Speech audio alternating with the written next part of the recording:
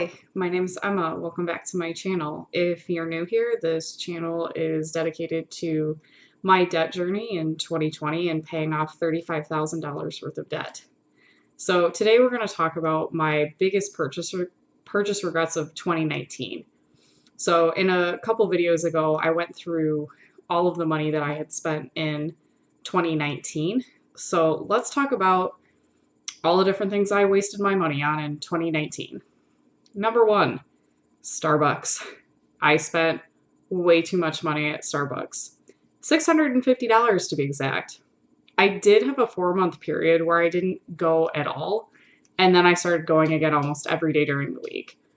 I'm definitely a feast or famine kind of person, so if I let myself indulge, I have a really hard time cutting myself off.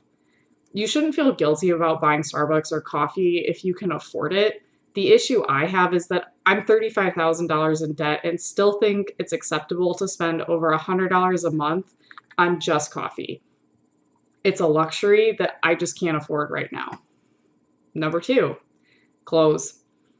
I have no need to buy anything new. I'm very bad about falling into traps where I buy things I see on ads, social media, or from shopping online when I'm bored.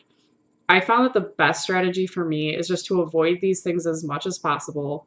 And if a certain social media account is causing me to want to spend money, I just stop following it. I also like to buy full new outfits when I have an event coming up. This was especially true when I went to Las Vegas for my birthday this year. I bought a bunch of new outfits, and while I was on vacation, I blew a bunch of money on shopping and dining when I was there. I mean, I wasted $200 on a swimsuit cover-up because it was gold. Like, why? I also bought a brand new bathing suit while I was there that was about $90 because I didn't like the bathing suit that I had brought with me. Number three, beauty services. I think it's absolutely okay to treat yourself once in a while to a nice haircut, a mani-pedi, or massage. The issue I have is that I like to do these things too regularly and tend to get the highest price service offered.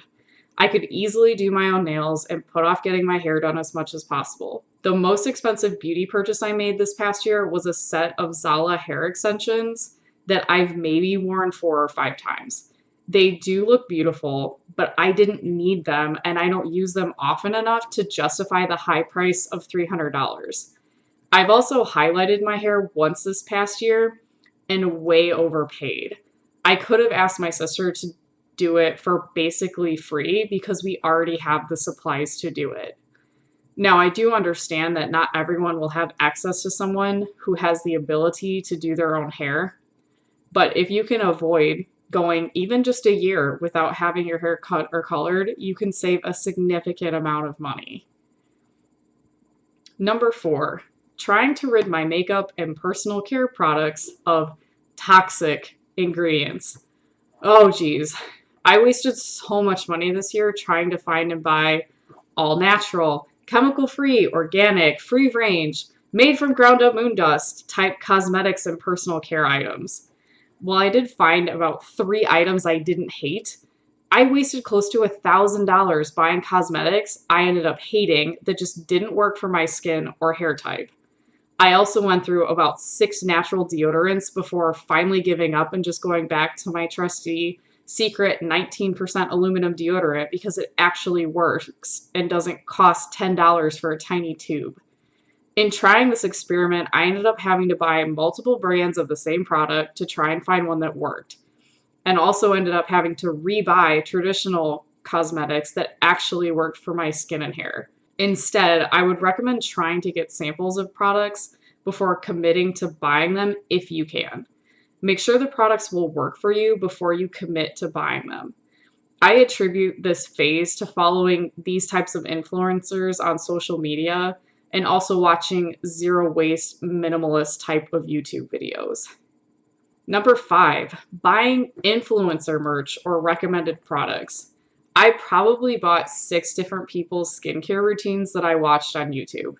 Again, found a few keeper items, but at the end of it, I have a basket full of skincare that will take me months to go through. The nice thing is that I'm well set up for the next several months and won't need to buy anything. But I've also bought some influencer merch that I overpaid for, and they ended up just being okay. I specifically bought Sarah's Day activewear, which I do think is really cute. I ended up selling most of it on eBay because I just never wore it. I ended up preferring my Nike or Lululemon leggings to the ones that she made with White Fox Boutique. I was worried about missing out, so I bought a bunch of sets instead of just picking my favorite and only buying one. The difference was several $100s in merchandise. This is true when it comes to makeup as well.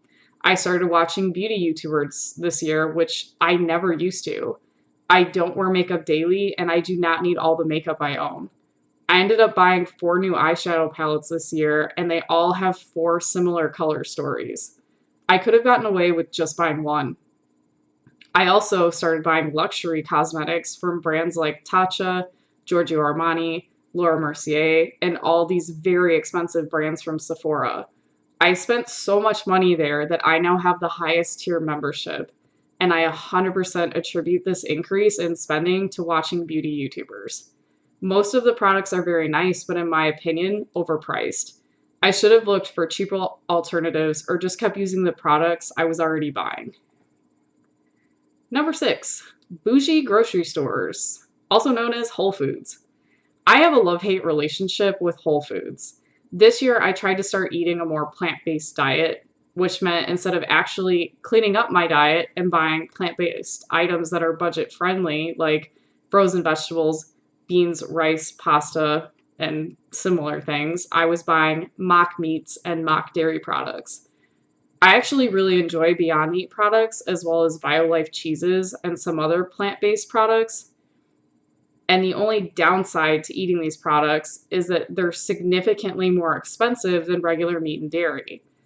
There are ways to incorporate these higher priced products without breaking the bank, but it means buying them less and waiting for them to go on sale. Now that I have and use a budget, it is much easier for me to make better financial decisions when I'm at the grocery store. I also pay much closer attention to sale ads and only buy these special products when they're on sale. Number 7, aquarium fish. I became obsessed with a few aquarium YouTube channels and ended up wasting my entire tax refund on several very large aquariums and fish I had shipped from eBay. That lasted about 2 months, and I immediately turned around and sold them. Most of the fish ended up getting some kind of infection and passed away. I tried using medications and doing the best I could to keep them alive, but they ended up dying. I just got really frustrated and got rid of all these basically brand new tanks. I have one 10-gallon aquarium with one betta fish that survived. I'm happy to just have my one fish. It's low maintenance and cheap to care for. And number 8 is a Canada Goose coat. There is zero reason to pay over $700 for a coat. While I can say that it was very good quality, the stitching was excellent, and overall was the nicest coat I've ever owned, I just could not justify the price. I ended up selling it on eBay. I instead went and bought a new North Face for a fraction of the cost and actually ended up preferring it due to the length of the coat as well as the price. What I was really disappointed in with the Canada Goose coat is that the wrist fabric started pilling. Like, I paid a stupid amount of money for the coat, and they skimped on the wrist fabric. So those were my top 8 purchases that I regret in 2019. And if I total all of the money that I spent on this, it's several $1,000s. So if you want to have a conversation in the comments below on items that you think that you wasted money on, let me know. If you would like to follow along with me on this journey, please consider liking and subscribing to my channel. It also helps the YouTube algorithm pick and recommend my video to other people who enjoy this kind of content. Please remember, again, I'm not an expert. This is 100% my experience with money, and things that work for me may not work for you. And the intent of these videos is for education and entertainment purposes. Now that I've made a video regarding my biggest purchase regrets of 2019, my next video will be covering the best purchases that I made in 2019. So if you're interested in seeing that kind of content, look forward to it in the next week.